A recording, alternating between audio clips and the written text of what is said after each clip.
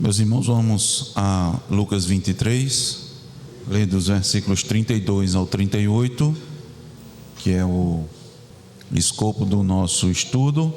Estamos estudando o início da crucificação. Esta é a quarta e creio que seja a última parte desse trecho que estudamos em Lucas 23, do 32 ao 38, o início da crucificação, parte 4. Diz a palavra de Deus: e também eram levados outros dois que eram malfeitores para serem executados com ele.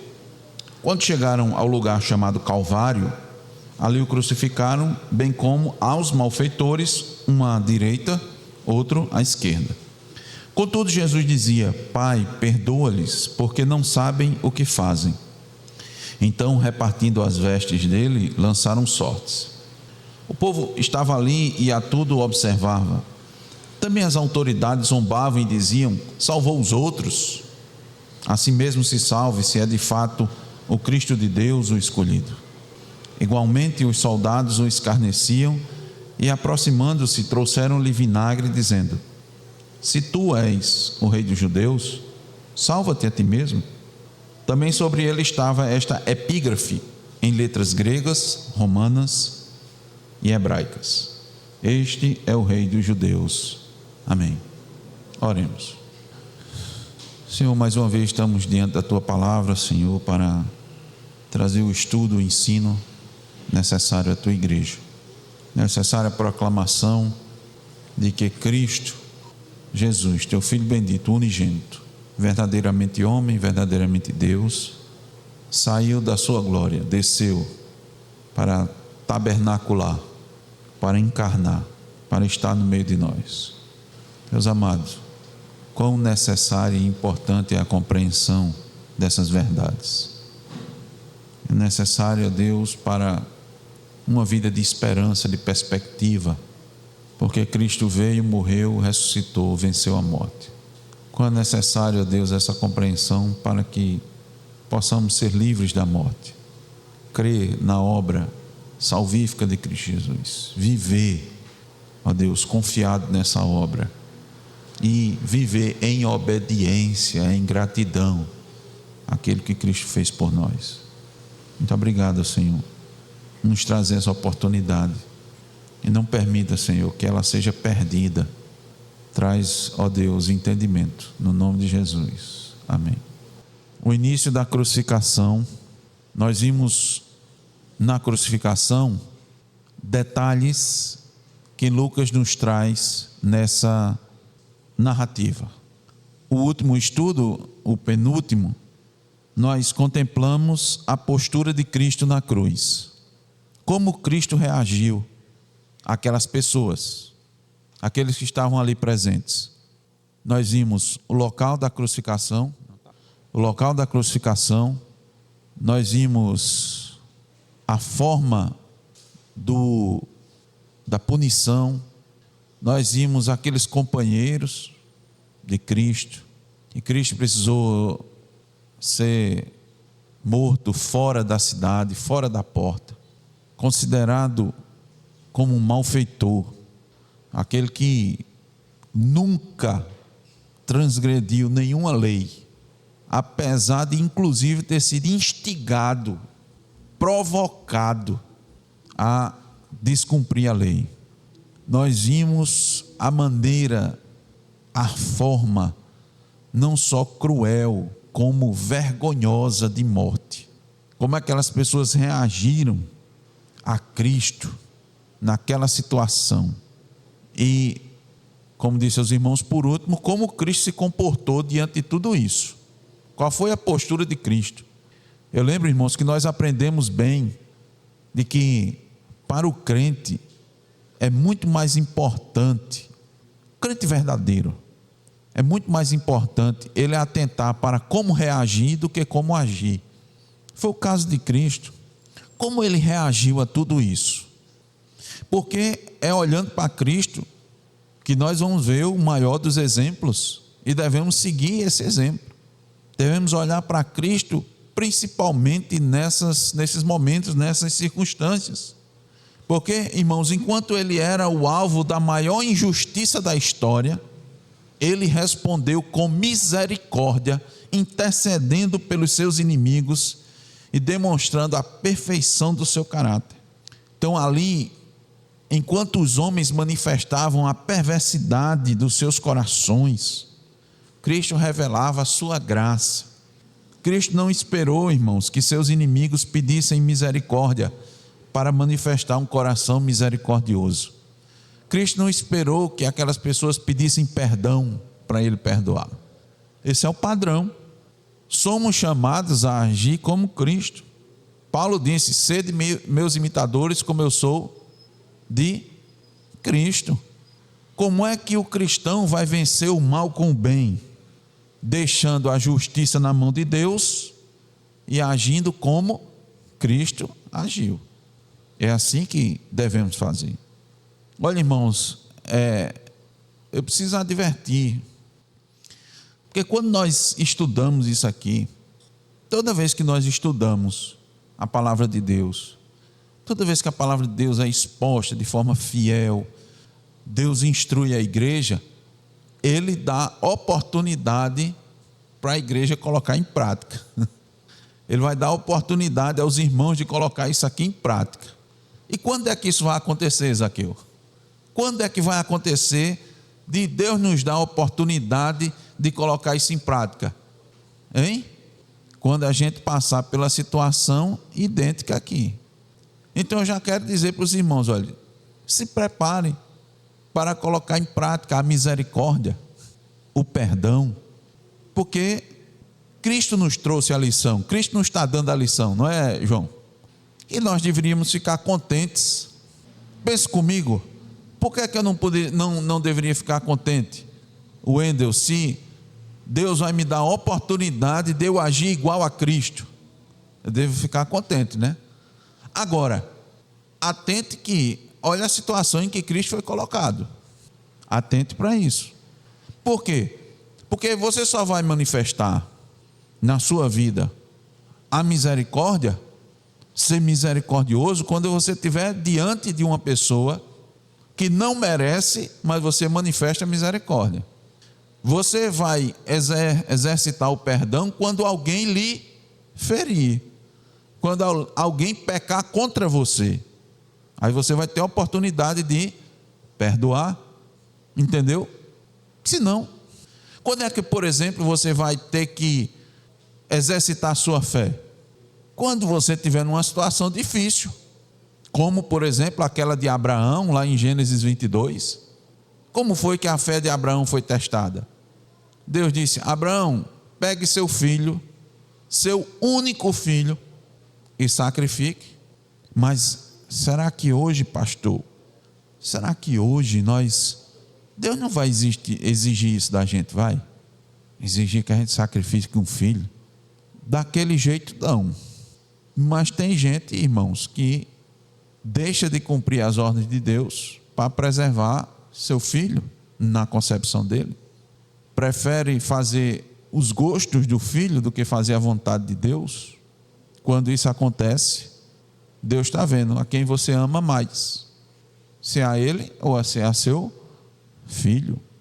Irmãos, nós vamos adiante e vamos para o último momento desse início da crucificação. A crucificação ainda vai ter outras situações que nós vamos ver com a graça de Deus.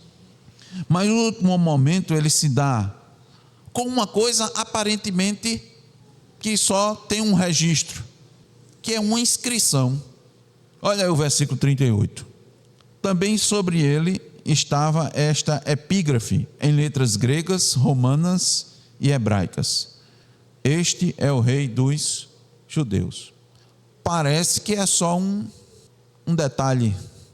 Lucas precisava descrever isso, foi colocado lá, mas a questão é: o que isso nos ensina? Temos o que aprender sobre essa inscrição? Este é o rei dos judeus? Bom, eu posso trazer para os irmãos uma questão histórica. Dizer que era costume dos romanos afixar sobre a cruz uma inscrição indicando o crime pelo qual o condenado estava sendo crucificado.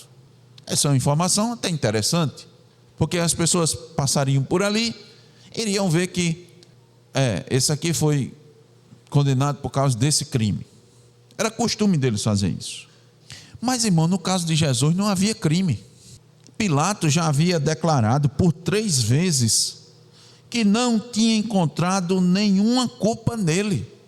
Irmãos, não é nenhuma culpa, quanto mais culpa de morte, da pior espécie de morte.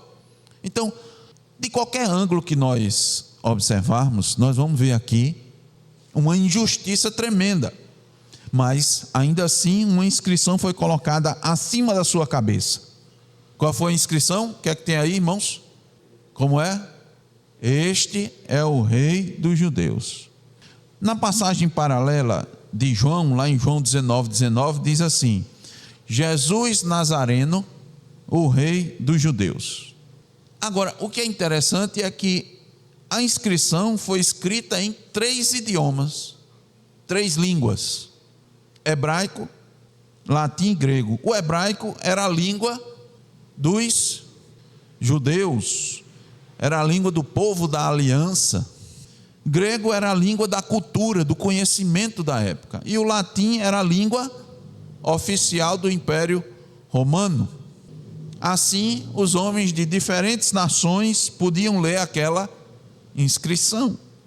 Irmãos, sem perceber, Pilatos estava proclamando ao mundo a verdadeira identidade daquele que estava na cruz. Olha só, uma verdade escrita por um homem que não compreendia plenamente o que estava fazendo. Ele não compreendia plenamente, porque se compreendesse não tinha feito aquilo, né, irmãos? Ele não tinha feito. Isso é a soberania de Deus, irmãos, sobre os homens, para os homens fazerem aquilo que Deus quer. Não tem como resistir, irmãos, à vontade de Deus.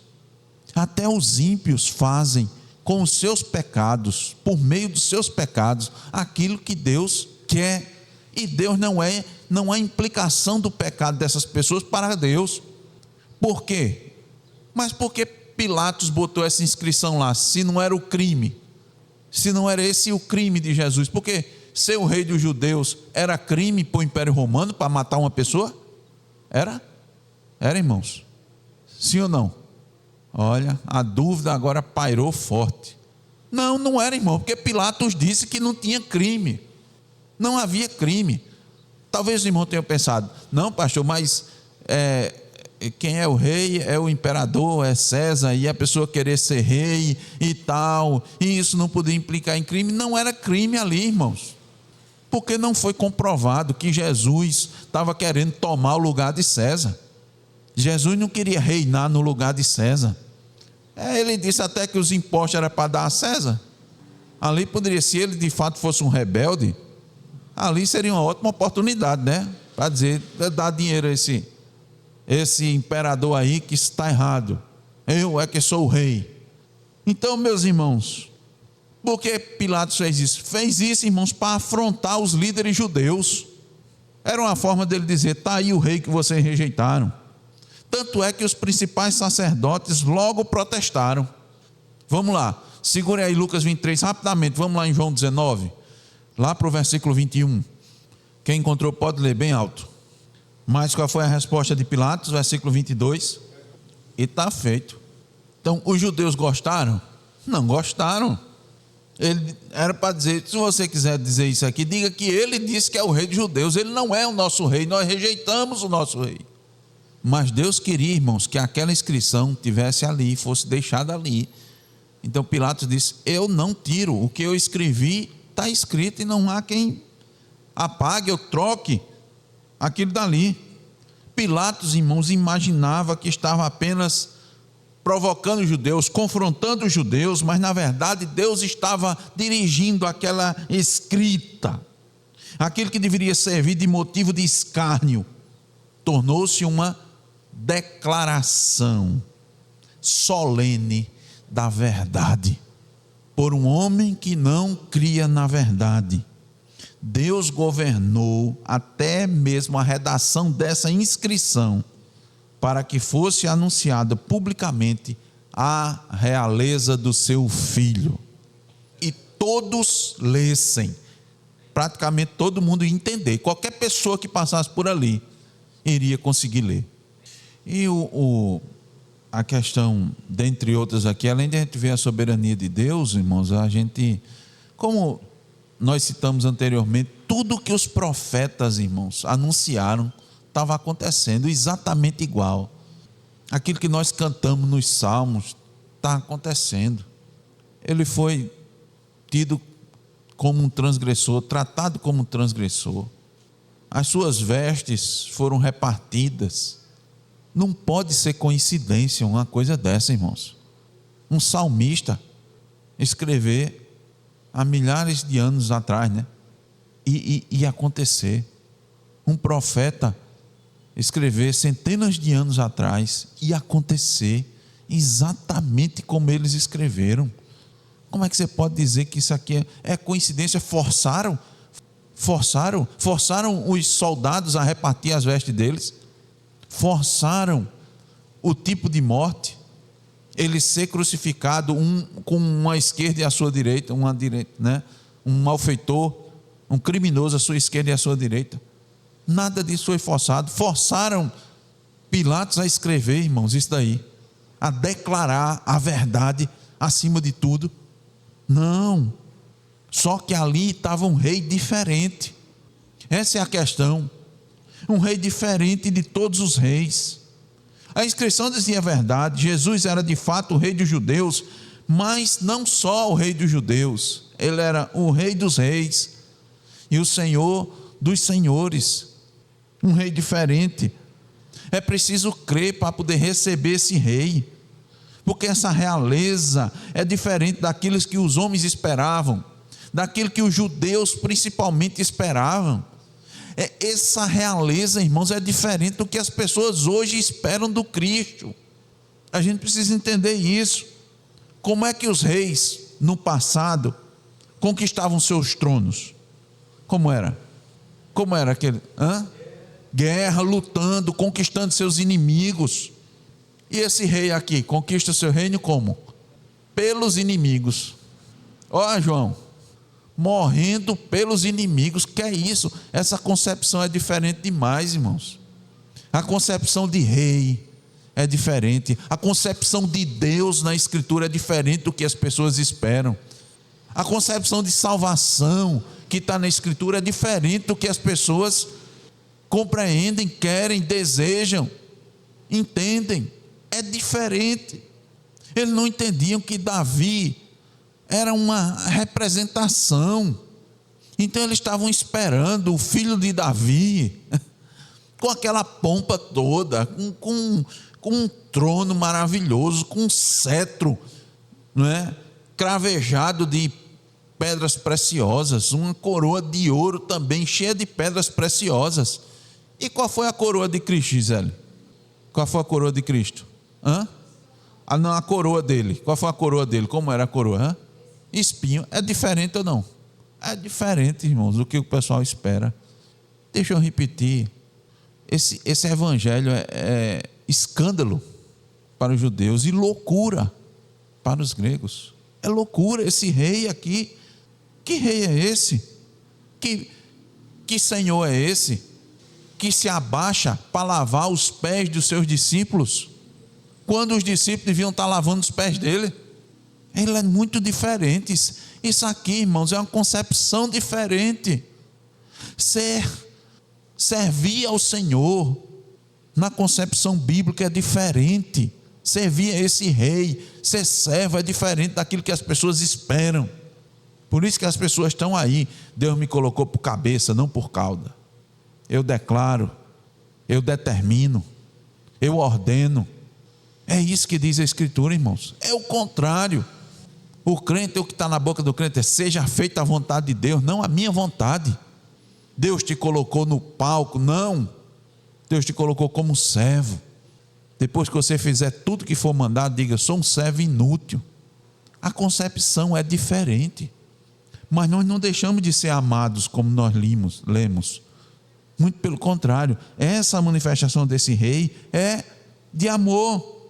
Onde é que os reis são exaltados? Nos palácios. Onde é que Cristo foi exaltado? Na cruz. Dá para entender? Você só vai entender de maneira espiritual. Humana não dá para entender. Os reis governam pela força, pela sua autoridade. Cristo governa pela sua palavra, por meio do seu sacrifício. É diferente, irmãos. Essa concepção é muito diferente. Essa inscrita na cruz foi conduzida por Deus para manifestar a realeza do seu Filho. Aquilo que ele fez, aquilo que ele realizou foi grandioso, foi maravilhoso. Mas só dá para entender isso de forma espiritual. Se não for, não vai passar de, no máximo, emocionalismo. No máximo. E depois vai se acabar. Se não for por meio do Espírito Santo aplicando essas verdades, não vai perdurar. Eu digo perdurar, até o fim. Ao longo desse estudo, irmãos, nós contemplamos que nada aconteceu por acaso no início da crucificação. Cristo ser contado com os malfeitores, estava cumprindo aquilo que disse as Escrituras, porque ele assumiu o lugar dos pecadores, então ele tinha que ir para lá. Era ali, aquele local era dele, porque ele recebeu, ele aceitou, ele se prontificou. Ele foi conduzido ao Calvário, local determinado por Deus, para que o verdadeiro Cordeiro fosse oferecido em favor do seu povo, representando toda aquela simbologia da antiga aliança, do Antigo Testamento. Nós contemplamos a crueldade da cruz. Por quê? Porque a crueldade da cruz revela a gravidade do nosso pecado, mas também a profundidade do amor de Deus, que nós também vimos na meditação, que Paulo disse, não dá para medir, é imensurável, não tem como a gente compreender. Observamos a reação daqueles que cercavam a cruz. Uns permaneceram indiferentes, outros zombaram, rejeitaram deliberadamente o Salvador. E em contraste a toda essa perversidade, nós vimos a postura de Jesus Cristo, que respondeu ao ódio com amor, intercedendo pelos pecadores e demonstrando a perfeição da sua graça, a perfeição da sua natureza, das suas duas naturezas, perfeita, porque ele tinha que ser perfeito para poder atender, irmãos, a perfeição de Deus. Deus é perfeito, não tem como agradar o Senhor se não for de forma perfeita. Por isso que não tem como agradar o Senhor se não for por meio de Cristo. Esse Cristo aqui não pode ser outro Cristo. Não basta ter só o nome de Cristo, de se levar na boca Cristo, tem que ser este Cristo, porque Cristo por Cristo tem muitos aí, e o próprio Cristo disse, no fim dos tempos vai se levantar muitos, claro, aparecendo como Cristo, assim como se levantam muitos pregando um outro Cristo, que não é este. Só Cristo salva, mas tem que ser esse Cristo aqui, irmãos. Tem gente crendo num Cristo falso, num Deus falso. Por que é falso? Porque eles mesmos criaram, eles conceberam, eles tiraram da cabeça dele, definiram quem era o Deus deles, definiram quem era o Cristo deles, e agora estão adorando a estes. Então isso é uma adoração falsa, por mais que o nome seja Jesus Cristo, por mais que digam Yahvé, Javé, não basta só dizer de nome, tem que ser de fato e de verdade aquele que é descrito na palavra de Deus, senão são deuses vãos, deuses falsos, obras das mãos de homens, obras das mentes dos homens. Mesmo que você não construa uma imagem, nós sabemos que idolatria está muito além da construção, da fabricação de imagens, de pinturas e qualquer outra coisa. Tem que ser o Cristo, o Filho do Deus vivo, esse rei aqui. E por fim nós contemplamos a inscrição colocada sobre sua cabeça. O que Pilatos colocou para humilhar, tornou-se, pela soberania de Deus, uma proclamação pública da verdadeira identidade daquele. Diga-me. De fato, as três línguas, elas abrangem teoricamente todo mundo ali, na teoria, todo mundo que passava ali por Jerusalém, eu acredito, irmãos, que necessariamente tinha que falar alguma dessas 3 línguas, senão ele ia se comunicar como? Então, de alguma maneira, todos aqueles que passavam por ali, que passaram por ali, eles estavam entendendo. E como o irmão colocou, mostra a abrangência, né? Agora a abrangência é para todo mundo. Foi declarado ali para todos que passaram por ali, que Cristo era rei. Agora, irmãos, a grande pergunta não é o que Pilatos escreveu, nem o que os sacerdotes desejavam que fosse escrito. A pergunta é: quem é Jesus para nós? Ele é o rei? Ele de fato reina? Reina nas nossas vidas? Reina nos nossos corações?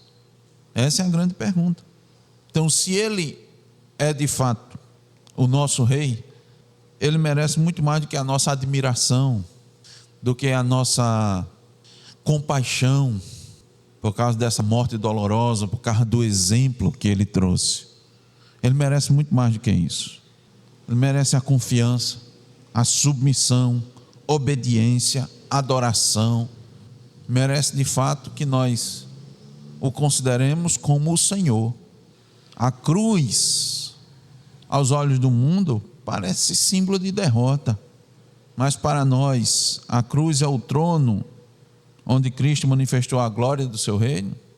É ali o local onde ele exibiu o seu poder, ou é a derrota, né? Já que ele morreu. Porque se de fato ele venceu ali na cruz, irmãos, e conquistou a vitória para nós, então nós morremos juntamente com ele, mas com ele também ressuscitamos. Se ele de fato venceu, ele está à destra do Pai, assentado nos lugares celestiais, e nós também estamos. Nós entendemos isso? Será que nós entendemos? Ele foi contado com os pecadores para pagar a dívida dos nossos pecados. Ele se ofereceu como sacrifício perfeito para que pudesse pagar perfeitamente a dívida que era nossa e que nós não temos condições de pagar, por mais sacrifícios que nós façamos, por mais esforço que nós façamos. Ele ali perdoou seus inimigos, para que nós também tenhamos a condição de perdoar verdadeiramente. Ele foi proclamado rei ali, para que nós declaremos que ele é o nosso rei. Ali, irmão, está a derrota final de Satanás e da morte, garantindo a redenção do seu povo, garantindo, não é permitindo, não é oferecendo. Já imaginou, irmãos? É muito ruim a pessoa não entender a obra de Cristo, sabe por quê? Porque a gente vendo tudo isso aqui, e a pessoa pregar que Cristo ali, ele possibilitou só a salvação. Entende o que eu estou dizendo?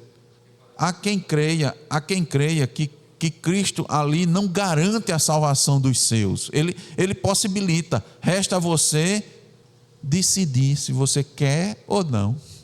É muito ruim isso, sabe, irmãos?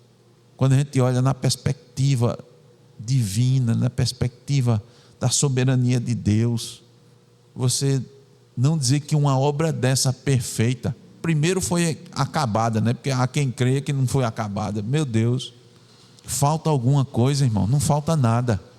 Não falta você dizer um sim ou não. Não falta isso. Está completa, está garantida. Aquele que começou a boa obra vai completar.